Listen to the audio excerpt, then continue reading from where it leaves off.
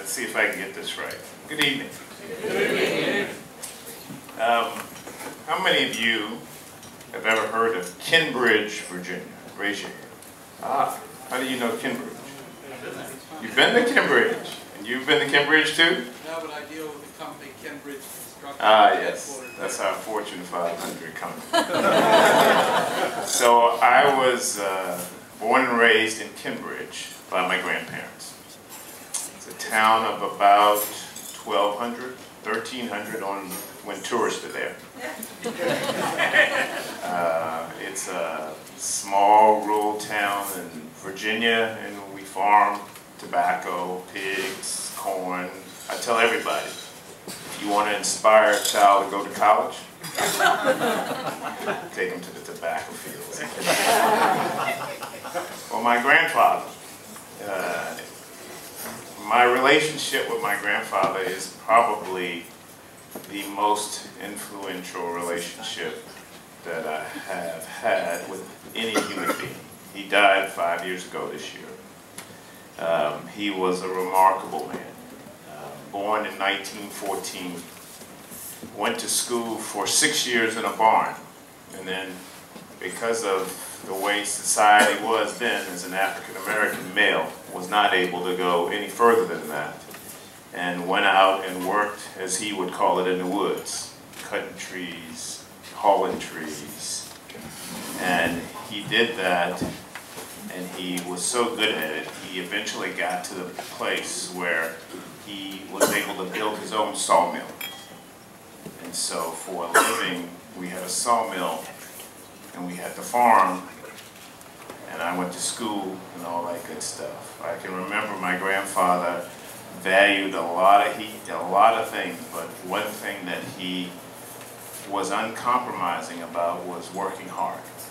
That's one of the things I thank him for, is attempting to pass on that value to me. He used to get up at 4 or 5 in the morning with no alarm clock. I don't know about you, but it takes me an alarm clock to get up at 11 a.m.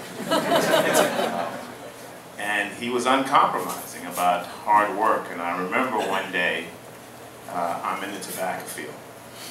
And I don't know how many of you have ever farmed tobacco. Nobody. That's why you all look so good. It's hard work.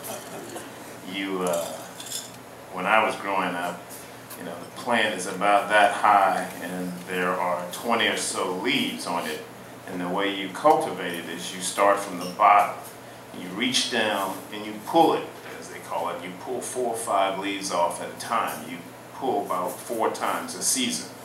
You pull 4 or 5 leaves off, you stick them under your arm, and you go to the next plant, you pull 4 or 5 leaves off, you stick it under your arm, and there's a tractor in the field. And when your arm gets full, you put those leaves in, and then you go back.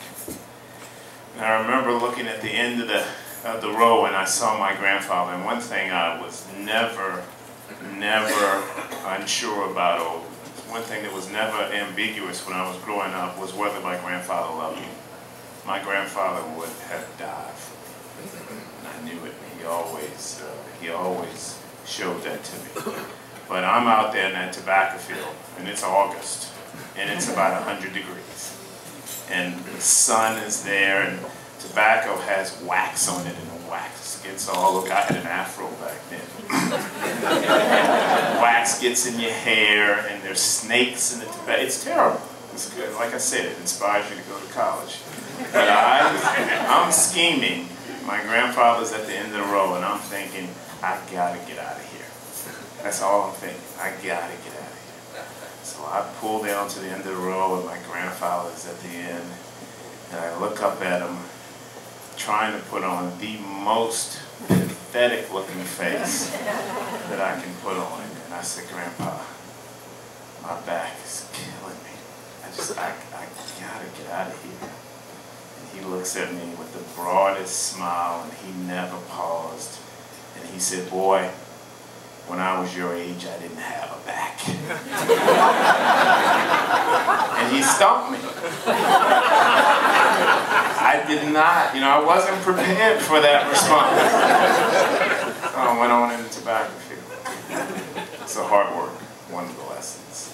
The other lesson I want to tell you about is tenacity. He was a tenacious guy, and that's how he was able to, with 6 years of education in a bar, and do all the things that he did.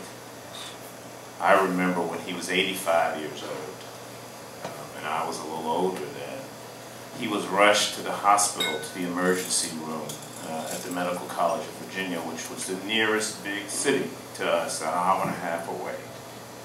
And when he got there, the doctors determined that he had what's called bacterial meningitis. I don't know if there are any doctors in the room tonight, but he was 85 when he contracted bacterial meningitis. Bacteria entered his eye, traveled down his optic nerve, and got into his meninges. And I rushed to the hospital, and the doctor came out, and he said, "Let's talk." And he said to me, he said, "You know, if your grandfather were 45, I would tell you that he's probably not going to make it." He said, "But he's 85. He said, there's no way he's going to make it."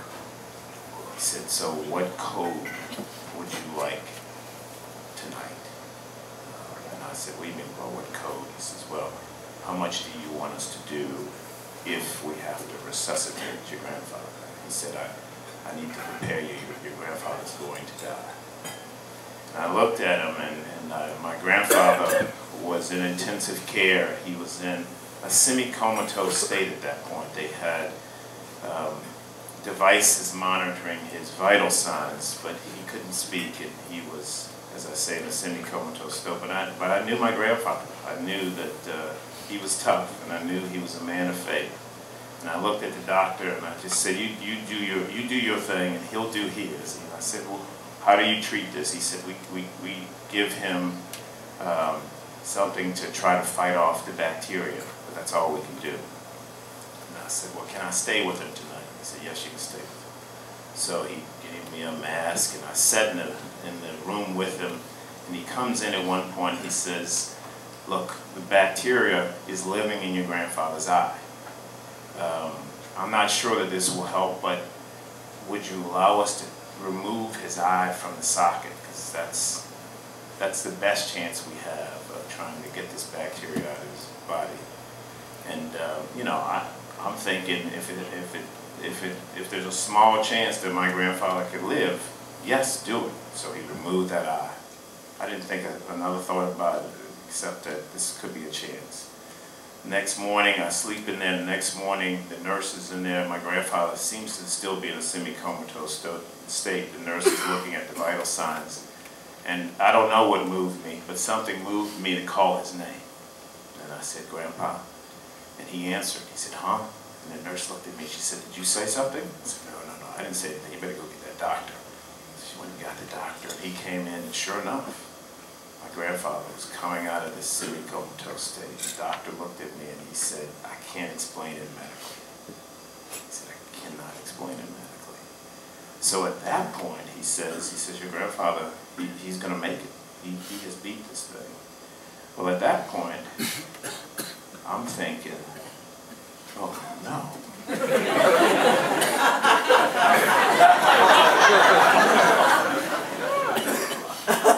What do I do about the eye? And the doctor looks at me and he goes, "That's your category." He says, "I've done my job." And so I'm like, "Okay, I got this. I got this." And so my grandfather comes out of his semi-comatose state. And I decided, well, I just need to tell him. And so I go to him and I said, "Grandpa, there's something I have to tell you." I said, "Thank God." I said, we thought you were gone, but I said, "I knew you were tough." And he said, "Yeah, I'm a tough country boy." I said, "Yeah, well, I had to let them remove your eye, that right eye, because it was the only chance that we had for you to live." And he looked right up at me and he said, "That's all right, boy." He said, "I couldn't see out of that eye anyway."